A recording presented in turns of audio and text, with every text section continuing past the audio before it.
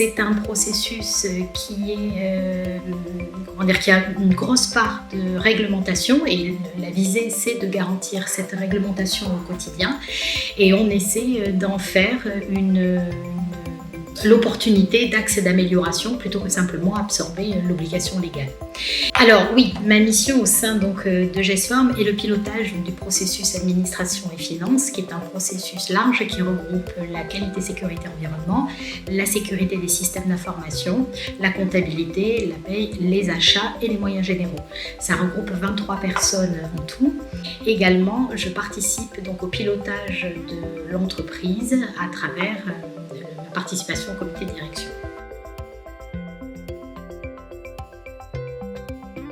Je vais fêter prochainement mes 18 ans à GESForm. J'avais déjà, cette formation s'était très bien passée et j'avais acquis une certaine confiance en mes compétences et en moi. J'ai une certaine confiance dans ce que je vais mettre en œuvre, mais il y a aussi une part de doute puisqu'on n'est pas tout seul. Dans une entreprise, on travaille avec un collectif et c'est ce collectif qui doit réussir. La réussite de l'un ou de l'autre, c'est pas ce qui va permettre à l'entreprise de grandir. C'est tout un collectif qui doit grandir ensemble. Et ça, c'est peut-être ce que j'ai appris, sur ces dernières années.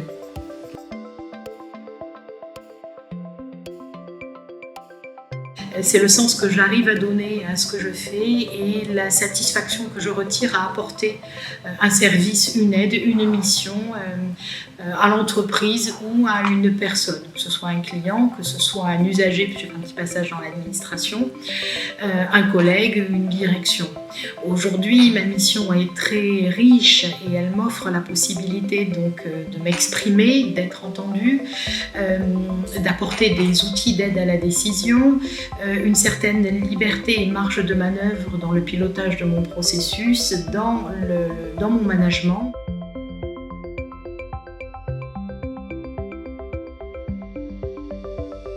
Les principaux interlocuteurs en externe sont des institutionnels.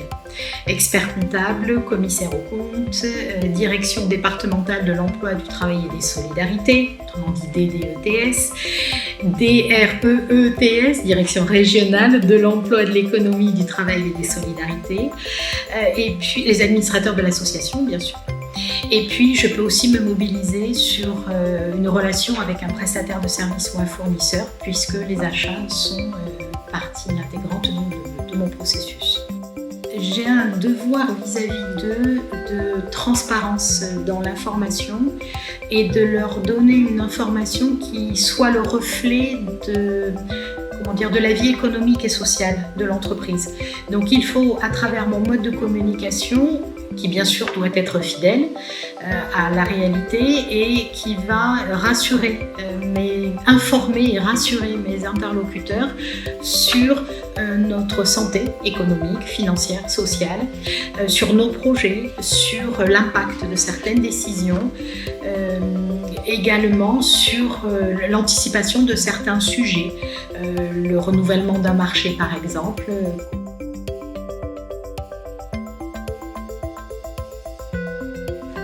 Eh bien, l'humain, malgré une fonction qui est très tournée chiffres et réglementaire, l'humain est au cœur de ma manière d'être, que ce soit dans mon management au quotidien, donc prendre en compte les besoins de chacun dans la mesure du possible, la montée en compétences, être à l'écoute, se rendre disponible, le droit à la différence également. Et puis également au quotidien dans mes échanges avec les autres, à travers la question que je me pose tout le temps, de savoir ce que je peux faire pour l'autre.